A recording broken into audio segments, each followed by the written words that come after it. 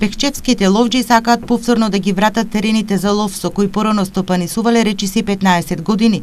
Станува збор за две ловишта, Сараево и Чифлик, кои под концесија ги зема словенечка фирма, но ја изгуби истата поради неисполнување на обврските од договорот. Секако дека ќе конкурираме, се надеваме дека овој пат ќе успееме да ги земеме ловиштата и да ја добиеме концесијата, вели Илчо Петровски, председател на ловното здружение Буковик и 2 во Пехчево.